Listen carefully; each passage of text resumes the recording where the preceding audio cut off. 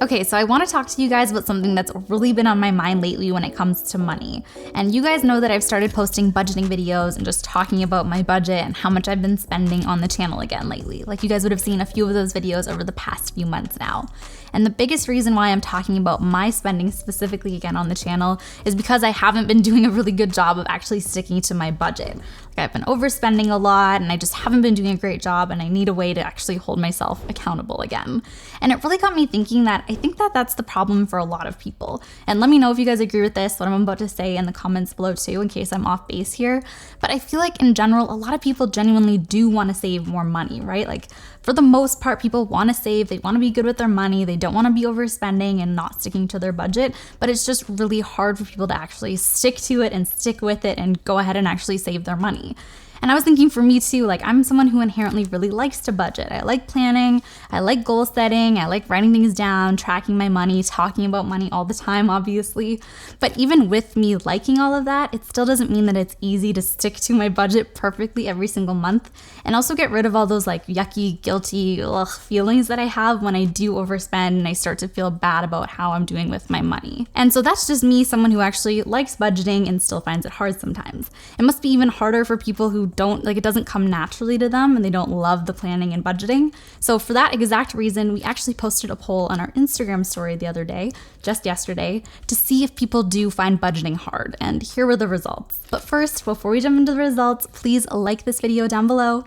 Okay, now let's get into it. So first we asked people if they budget in general, and the majority of people said that they do budget, which was interesting, makes sense. But then after that, we also asked, and this is the one I thought was interesting, is if people find budgeting hard. And overwhelmingly people said yes. Whether the people budget or don't budget, the majority of people did say that they find budgeting hard either all the time or at least sometime. Like, very few people said that they never find it hard for them. So obviously that was the clear winner for that question. Then after that, we also asked people if they were pro or anti-budgeting in general. I feel like there's a big movement towards being anti-budget, just thinking that it doesn't work for anyone, not just yourself. Now, for our answers, about 21% of people said that they're anti-budget. But again, this is the part that I found the most interesting, is that the main reason for being anti-budget, from what people answered, is because they haven't found a method that works for them yet. And I think that's kind of the key here. So all of that kind of confirmed to me that whether people aren't budgeting at all or they find budgeting hard, either way, it's not about not wanting to save money. It's about the fact that people just feel like there's not a good way to do it and to budget that's going to actually work for them and make it really easy and straightforward and less stressful.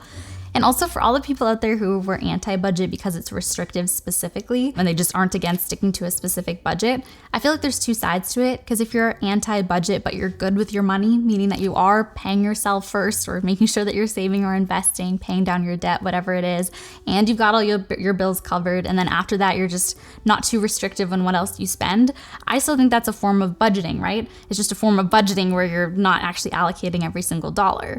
And then on the other hand, if you're someone who's anti-budget but you're bad with your money and you're not saving or investing or doing anything good for yourself, then I think by saying that budgets aren't the solution, you're just kind of ignoring the problem and not doing anything good for yourself, when really there could be a method out there that would work for you.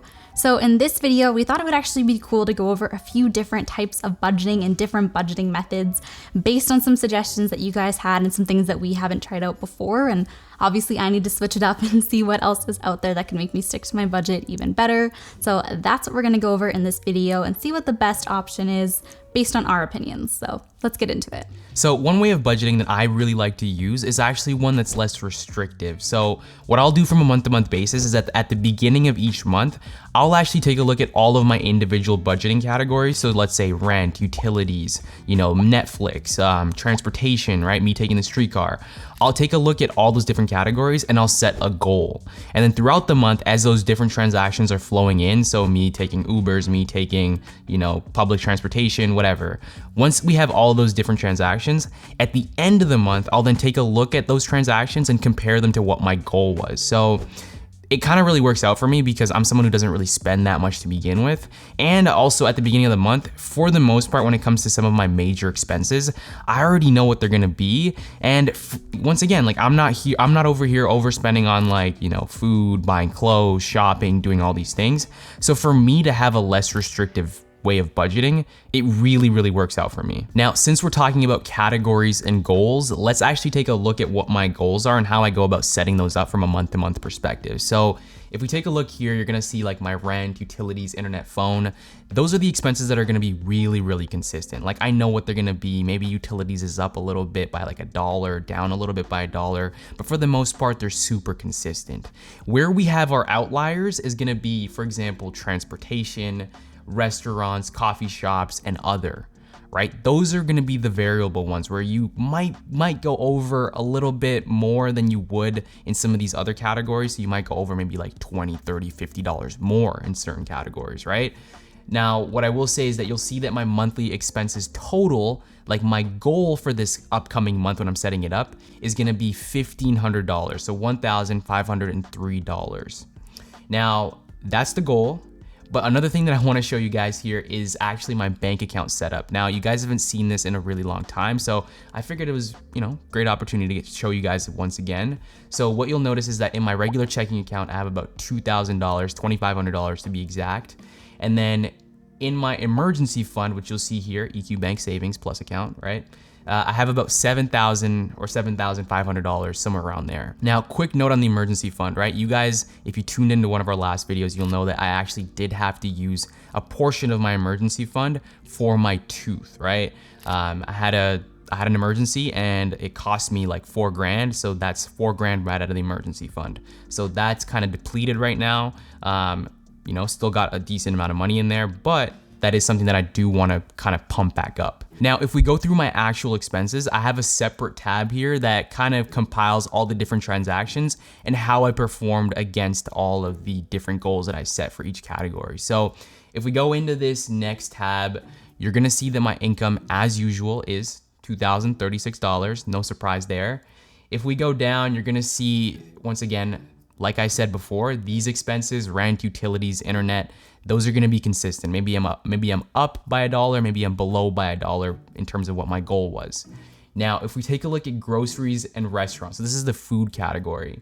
This is where you're gonna see the first category where I'm actually above significantly more than where I'd like to be, right? So in terms of restaurants, my goal was $100, I'm at $135, so not crazy, but we still wanna be lower than that, right? Like we don't wanna be eating out more when we're buying groceries, right? If we look at the groceries categories, you guys know that this is kind of like one of those tug and pull relationships with the grocery store where we want to be at that $300 mark, but somehow we just keep going over. So that's one of those ones where we actually do really want to bring that below. Now, if we go down, you're gonna see transportation.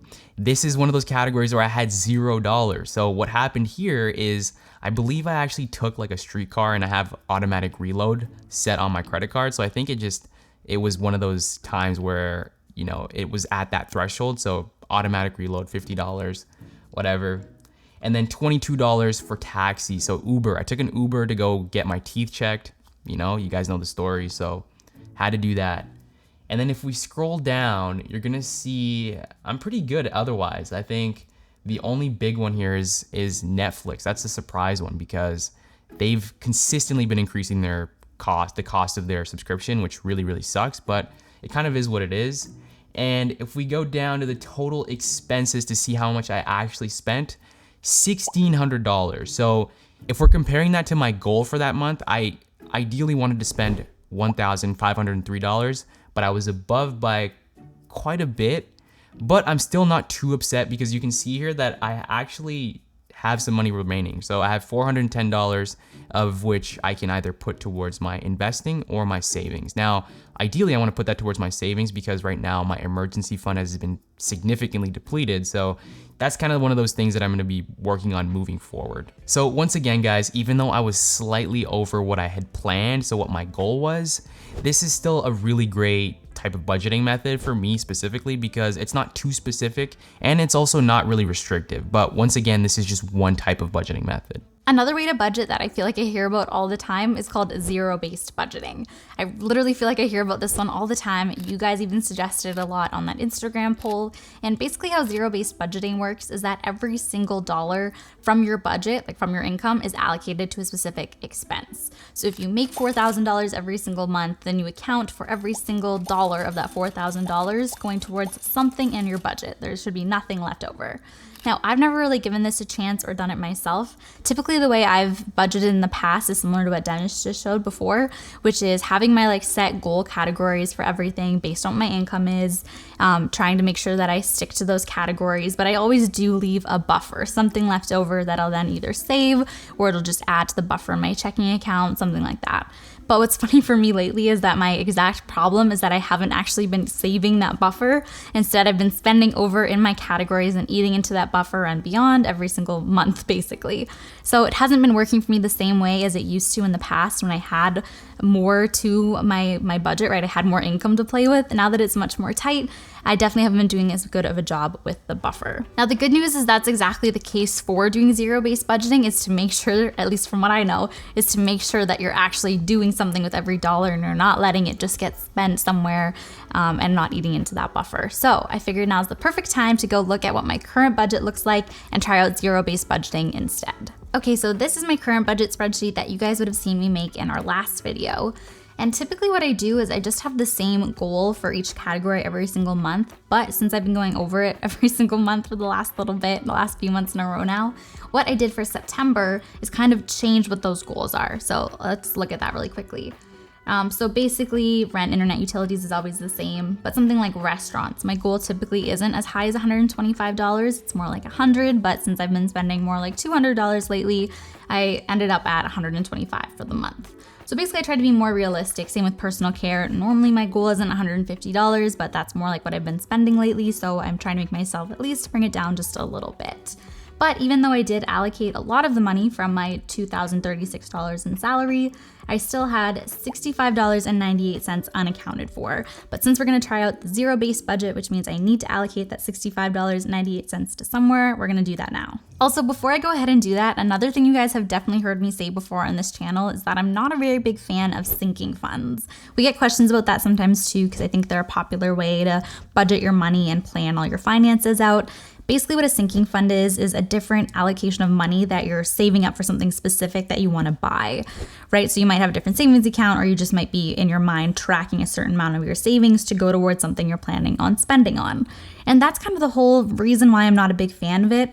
I feel like it's a way to kind of pretend that you're being good with your money, that you're saving up, but really all you're doing is saving up to spend something, right? Like if you have a bunch of sinking funds for a new bag, for a new laptop, for a new bunch of different things that you're gonna buy, it might feel like you're saving, but ultimately a few months down the road, you're spending all that money anyway, and it can kind of take away from the main point of a budget, which is to save your money for a future you, not like 3 months down the line you. So that's kind of my hot take on sinking funds in general, and that's why I haven't really used them in the past either. But I was thinking that because we're trying out new budgeting styles right now, that's the whole point of this video, that maybe it's useful for me to actually try out using a sinking fund for myself for the first time.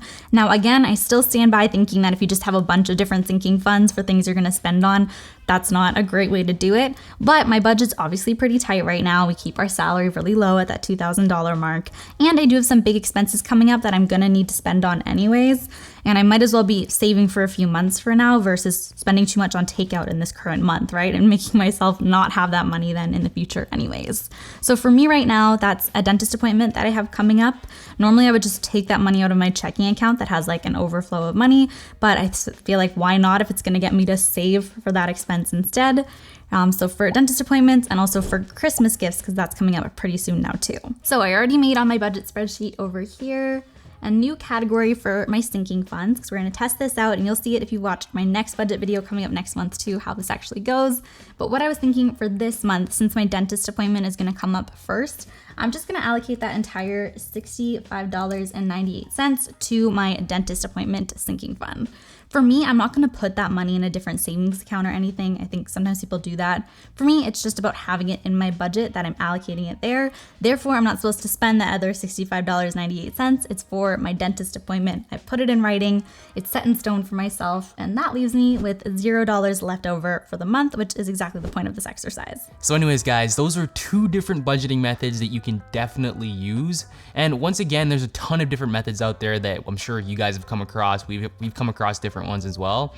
But what I will do is we'll actually put up the different Instagram poll suggestions that we got. So we obviously got a ton of different suggestions. We couldn't try all the different suggestions, of course, but if there are other ones out there that you guys want to check out or you have checked out and you guys want us to check them out, make sure you let us know down in the comment box below. And as usual, make sure you like, subscribe, you guys know the deal. And if you haven't checked out any of our previous videos, you know where to check them out. Make sure you check them out next door.